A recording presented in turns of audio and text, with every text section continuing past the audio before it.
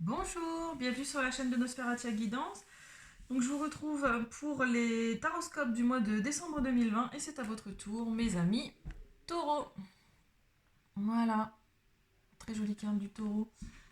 Alors, comme je le dis en chaque début de vidéo, je n'ai pas la vérité absolue, je peux me tromper.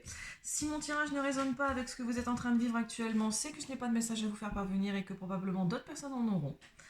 N'hésitez pas à aller checker votre signe en ascendant et votre signe lunaire. Ça peut éventuellement apporter un complément d'information au tirage actuel ou carrément plutôt vous convenir parce que ça fait aussi partie de vous, j'ai envie de dire. Donc voilà, alors l'oracle G pour tout ce qui est matériel, l'oracle de la triade pour regarder un petit peu ce qui se passe au niveau de votre tête, au niveau mental, au niveau spirituel, et l'améthyste Love Oracle pour le côté sentimental. Alors c'est parti pour vous, amis taureaux. Alors ici, la carte centrale de ce mois de décembre, ça m'indique la campagne, la santé et le repos. On vous invite ici à prendre du repos, à aller à un retour aux sources, à aller peut-être dans votre résidence de campagne, si on a le droit à un moment de bouger, de faire un retour aux sources, peut-être un retour au niveau de la famille, peut-être, voilà, c'est aussi les fêtes de fin d'année, donc on a envie de se retrouver en famille, de retrouver ses racines, de retrouver la source, sa source, d'aller se reposer, d'aller se ressourcer. Donc ça, c'est la carte centrale du mois de décembre.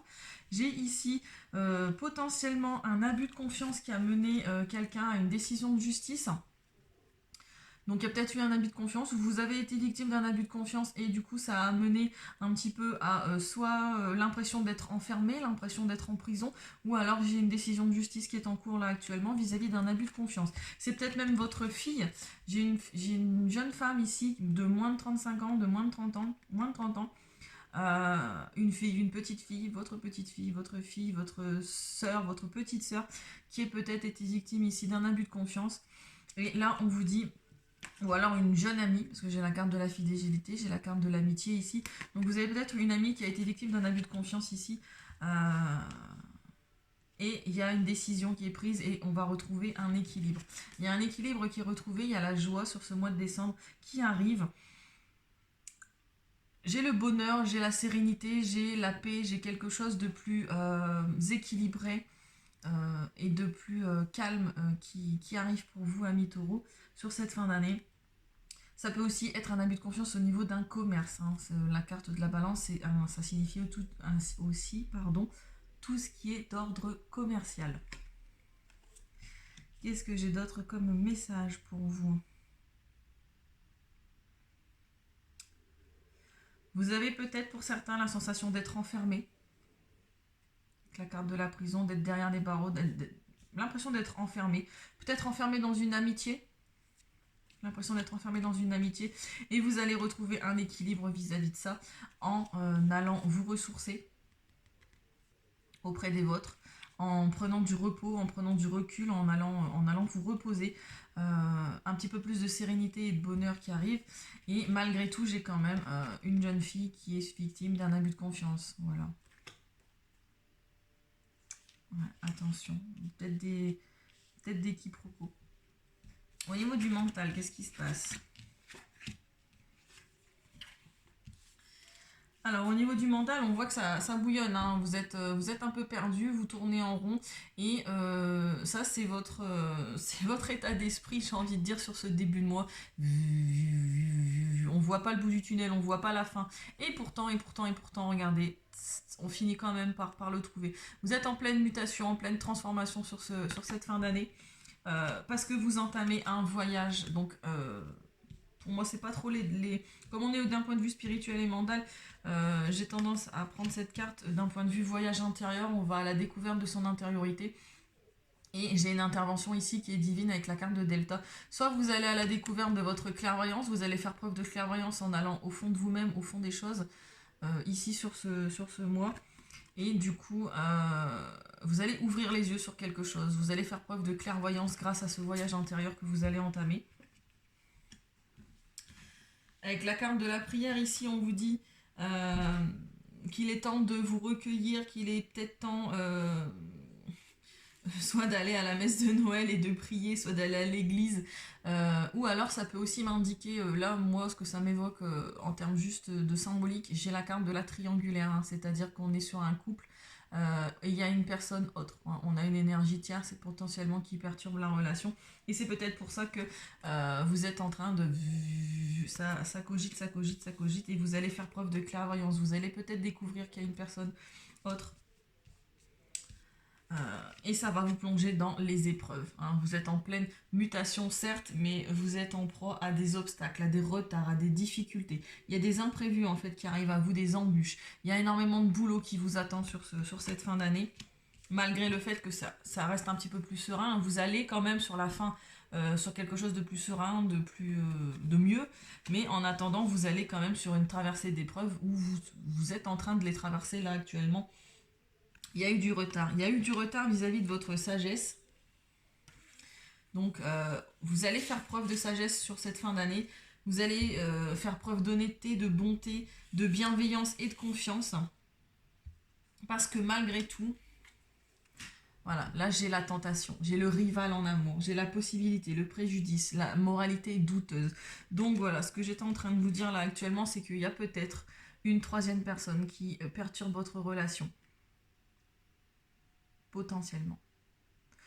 Ou vous êtes en présence d'une personne qui a une moralité douteuse. Et vous allez faire preuve de clairvoyance vis-à-vis de ça. Faire preuve de sagesse, faire preuve de bienveillance. Vous allez vous rendre compte des choses. Ouais. Ouais, oh oui. Bon, allez. Bon, bah d'un point de vue sentimental, c'est ce que j'étais en train de vous dire justement. On vous dit prudence, ne tombez pas dans son piège. Vous êtes en présence de quelqu'un, là, pour les célibataires ou pour ceux qui sont en couple, et qui sont d'ailleurs en couple depuis un moment. Même certains, je vois, j'ai un contrat de mariage, j'ai quelque chose, j'ai un pax, un couple, une union, j'ai contrat ou mariage dans l'air. Ok, d'accord, mais là, on vous dit clairement, ne tombez pas dans le piège. Soit cette personne est mariée, soit cette personne est déjà engagée, est déjà en couple, est déjà en pax, et on vous dit là très clairement, ne tombez pas dans son piège malgré le coup de foudre, hein. J'ai eu un coup de foudre, j'ai eu une intervention divine, là. J'ai eu une rencontre subite avec un inconnu, j'ai un coup de foudre comme un coup d'éclair, et pourtant là j'ai la tromperie, l'adultère, j'ai quelqu'un qui porte un masque. Alors est-ce que c'est vous qui êtes victime de la tentation, hein, de peut-être d'aller croquer le fruit défendu, et dans ce cas-là ça vous cogitez parce que vous avez une troisième personne en tête, peut-être que c'est vous dans ce cas-là, et dans ce cas-là c'est vous qui portez ce masque, et vous êtes en couple, et vous êtes marié, vous êtes en pax, bref, vous êtes en union, et on vous dit pourtant que la personne avec qui vous êtes en train de flirter, avec qui vous avez eu un coup de foudre, on vous dit non. On vous dit qu'il faut pas faire ça. Il faut pas faire ça parce que vous êtes en pleine crise. Peut-être que votre couple actuellement traverse une crise.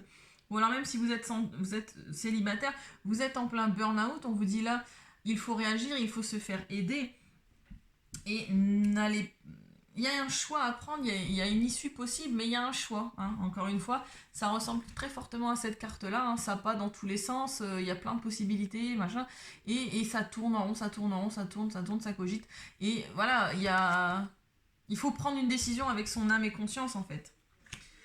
Si vous avez envie d'aller voir ailleurs, c'est qu'il y a un problème dans votre couple. Dans ce cas-là, il faut prendre le taureau par les cornes, j'ai envie de dire. Voilà, vous êtes taureau après tout.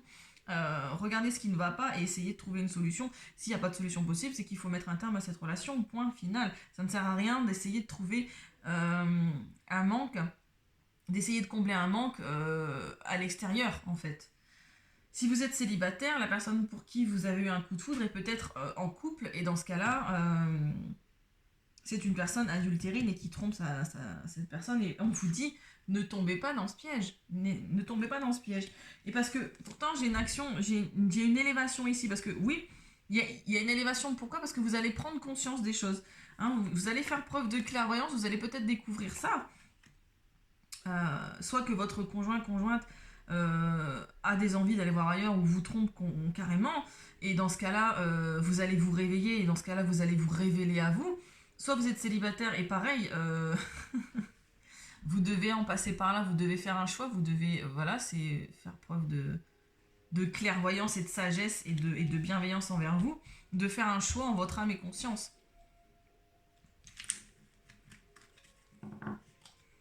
Ne restez pas dans ces énergies-là, ce n'est jamais bon pour personne en fait.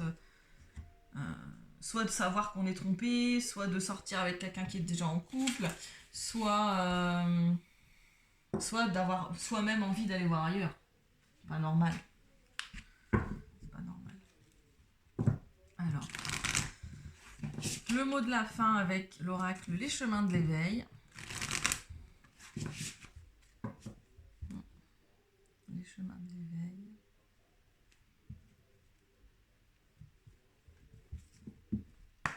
Très joli oracle de développement personnel. Une carte pour les taureaux, s'il vous plaît, pour décembre 2020. Merci. J'ai la pluie. La pluie, chiffre 33. 6. Ouais. Il pleut. Il pleut chez vous, il y a une tempête qui s'opère en vous, il y a une purification, quelque chose qui vient à vous sur cette fin d'année. Vous êtes en train de purifier quelque chose, en train de vous rendre compte des choses, en train d'ouvrir les yeux. C'est voilà, la pluie, ça précède le bourgeonnement des choses, hein, j'ai envie de dire. Donc, on n'est peut-être pas content des fois quand il pleut, mais ça reste nécessaire à la nature. Alors, que nous dit ce petit livret? On nous dit: comme une comète dans l'œil de l'univers, la douleur se dilue, les larmes viennent. Comme une envie de voir le monde à l'envers lorsque l'on se noie sous les pensées diluviennes. La pluie n'est pas seulement le toit du monde qui pleure, mais ce peut être aussi le sentiment que les cieux nous effleurent. Le ciel impertinent se déchire et les nuages fondent. La pluie, dans un immense soupir, alors nous inonde. On peut vouloir s'y noyer si l'on désire garder les pieds sur terre, ou simplement se laisser flotter puisque tous les os vont à la mer. Parfois fine et agaçante, elle est la source de la vie. La pluie est nettoyante pour que la lumière nous sourie. Sinon épatante quand lui succède le soleil, fascinante et scintillante quand elle diffracte en arc-en-ciel. Alors, à travailler sur vos émotions les plus enfouies, la pluie ici est synonyme de larmes. Vous allez peut-être beaucoup pleurer sur ce mois de décembre où vous sortez d'une période où vous avez beaucoup pleuré. Il est donc évident qu'il est essentiel de travailler sur ce qui les fait couler ou sur celles que vous retenez. Par ailleurs, l'enseignement invite aussi à danser sous la pluie comme on chante la vie, soit à transformer vos émotions en quelque chose de plus positif. Le message vous pousse à comprendre que pleurer peut être un moyen de vous libérer pour ensuite faire de votre émotion une force créatrice vers de plus beaux jours, tout comme une goutte d'eau sait faire la magie de créer l'arc-en-ciel. Si vous avez cette carte sur ce mois de décembre, c'est que soit vous avez trop pleuré, alors vient le temps de danser, soit vous bloquez vos larmes et il est temps alors de les laisser couler. Dans un cas comme dans l'autre, cette lame indique que le soleil est tout près. La lumière est en train d'arriver, c'est pour cela qu'il faut s'assurer d'être en capacité de pouvoir l'accueillir pleinement et donc, pour s'en remplir, d'être vidé de ce qui n'est plus utile.